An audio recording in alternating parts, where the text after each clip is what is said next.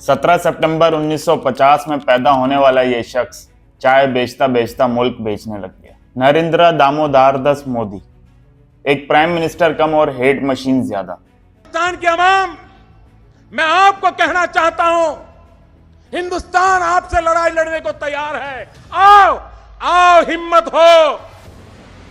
संविधान के जो स्पिरिट है, उन मानदंडों को लेकर के, नए संकल्पों के अनुसार, नई भाव को लेकर के, नई भावना को लेकर के, जिस इंडिया में कभी गांधी, नेहरू और कलाम जैसे लोग हुआ करते थे, आज वहीं पर मोदी जैसे व्हाट्सएप के नेता राज कर रहे हैं, जो झूठ बोलते हैं, झूठी कहानियां बताते हैं और लोगों के इमोशन के साथ खेलते हैं।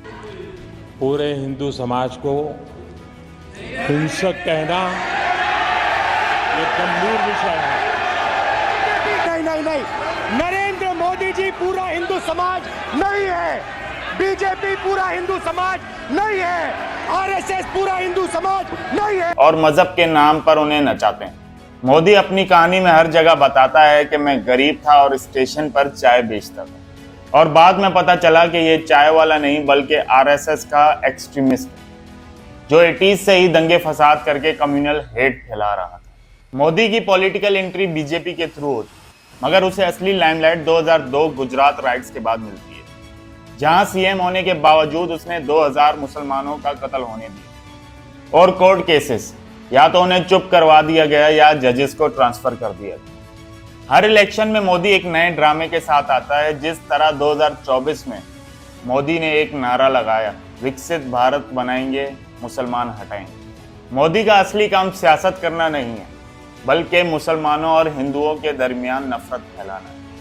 एक तरफ भाषण देता है कि सबका साथ सबका विकास, सबका साथ सबका विकास, दूसरी तरफ कहता है कि कपड़ों से ही पहचान लो मुसलमान कौन है। आज का इंडिया एक डेमोक्रेटिक मुल्क कम और मोदी भक्त मंदिर ज्यादा लगने लगा है। In Rajkot are visiting a temple that's dedicated to Prime Minister Narendra Modi. The temple in Kotaria village near Rajkot is drawing supporters of the BJP. उसके फैंस उसे भगवान मानने लग गए और उसकी फोटो को पूजा जाता है। जो भी मोदी के अगेंस्ट बात करता है उसे एंटी नेशनल कह दिया जाता है। मोदी के दौर में बहुत बड़े बड़े कारनामे हुए, जैसे CAA NRC लॉ के तहत मुल्क के अंदर मुसलमानों को इलीगल इमिग्रेंट साबित करने की कोशिश की गई। कश्मीर आर्टिकल 370 रिमूवल के तहत एक पूरे रीजन को लॉकडाउन कर दिया जाता है। दिल्ली राइट्स 2020 के तहत पुलिस की नाक के नीचे बहुत से मासूम लोगों को मार दिया जाता है। और सोशल मीडिया पर व्हाट्सएप यूनिवर्सिटी खोलकर फेक वीडियोस, एडिटेड स्पीचेस और गोदी मीडिया के जरिए एक पूरी जनरेशन का दिमाग को हाईजेक कर लिया गया।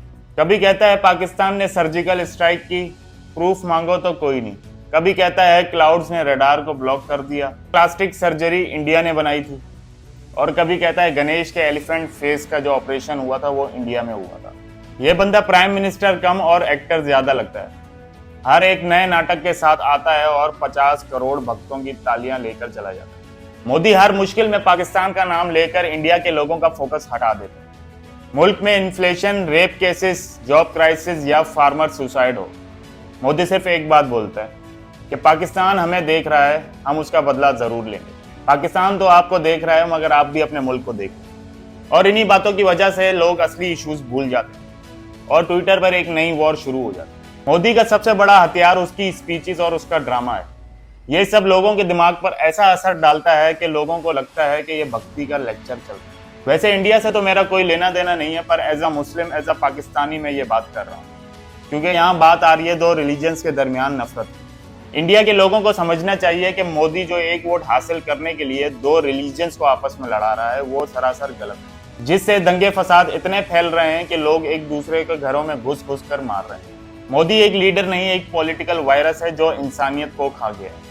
आखिर में बस इंडिया के लोगों से ये कहना चाहूंगा कि मोदी को भगवान बनाना बंद करो और उसे सिर्फ एक पॉलिटिशियन समझो।